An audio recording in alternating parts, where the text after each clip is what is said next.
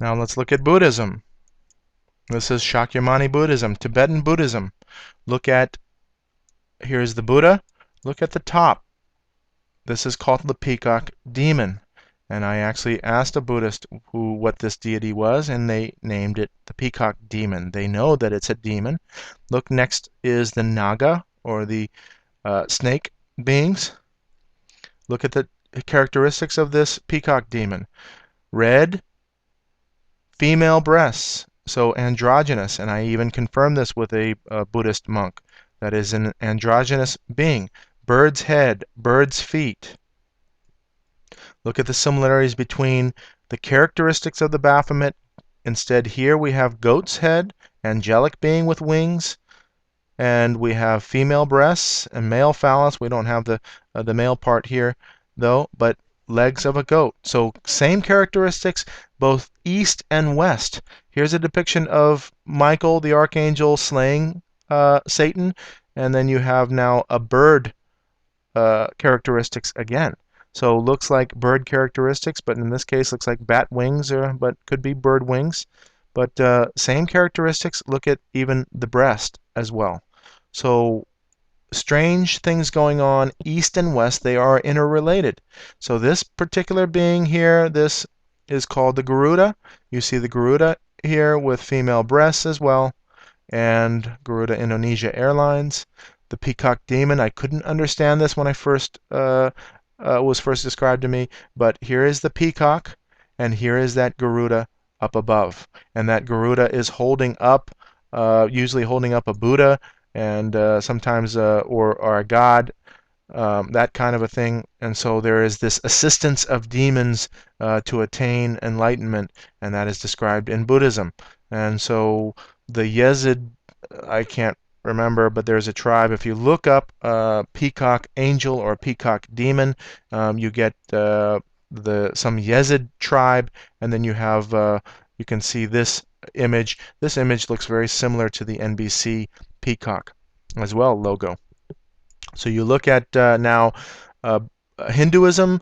Buddha was a Hindu, and therefore Buddhism has the same thing that Hinduism has. And you see all these serpents that represent wisdom. Of course, that is the lie, and the Garden of Eden, and that story in Genesis. You can read all about it, that the serpent now is, for the Luciferians, is the savior of man. And look at the adoration of that serpent. These are all dragons in this Buddha description.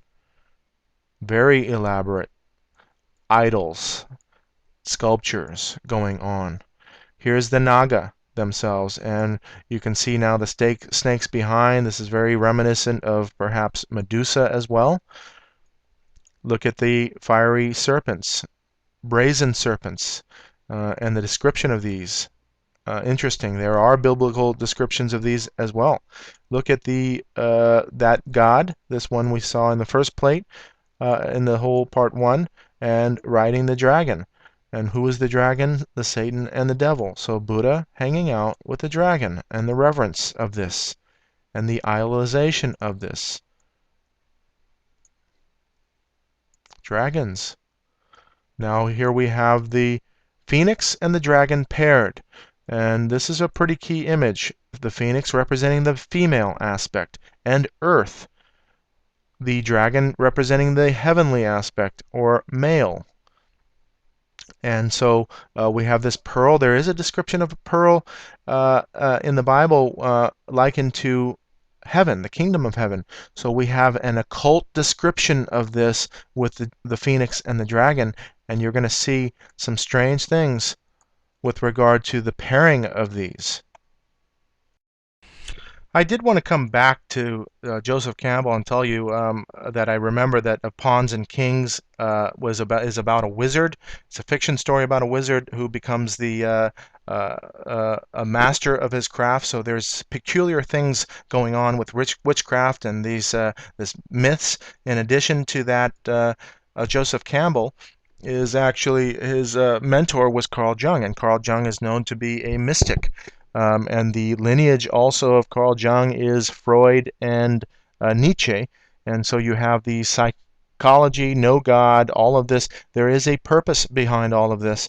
And I just want you to understand and research Joseph Campbell and his lineage and who he's been influenced by with regard to psychology and mysticism even. And it's odd that he would even write a book about a wizard that uh, becomes a master of his craft with regard to Freemasonry. You see the checkerboard on his book cover.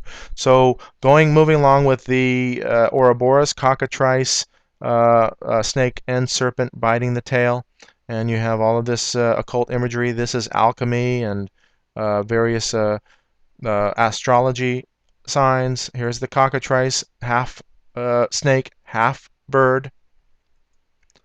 And you see the Ouroboros even in Buddhism all the way around now. And it's very similar to that Dharma wheel and this God now covering this earth area.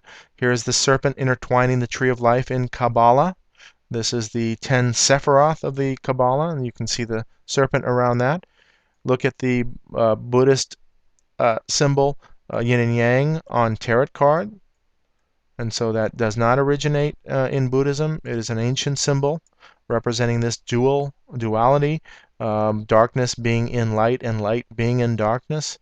The Bible is clear that there is no darkness in God. God is light, and there is no darkness in him.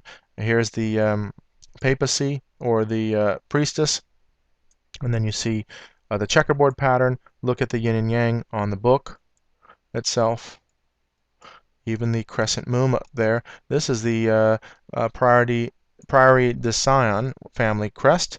Moving on to Buddhism as well. Look at the repetitious prayer. This is in Hinduism, chanting. Chanting is invoking. And so here's Angelina Jolie with an invoking chanting prayer. And this is, or meditation. And these invoke demons. So look at now the Dalai Lama here. This is just a painting of him. He's got the eye up above. And so, yeah, they can depict him and show him either way, but he is a friend of Rome, and therefore look at the Roman hand of power, sign of the benediction. He says he's not a bad demon, and he puts horns up above. Again, in another section, putting horns up above. Check it out. Some Chinese officials have described me as a demon. I could be a demon with the horns, but I'm not a bad demon. So they do have descriptions of white witches, dark witches, good demons, bad demons, said the Dalai Lama while addressing a program on Mother Teresa in Kolkata. So look, he's describing it. In Buddhism, they have deities and they even have demons and describe them as demons. So we are oblivious to religion as a whole, and I want you to understand Buddha was a Hindu. Hinduism is many gods. Buddha simply cut out a lot of gods. Zen Buddhism is really the culmination into really atheism and the worship of nature, and what the characteristics of nature are, peace and balance and all of these things that are Zen Buddhism.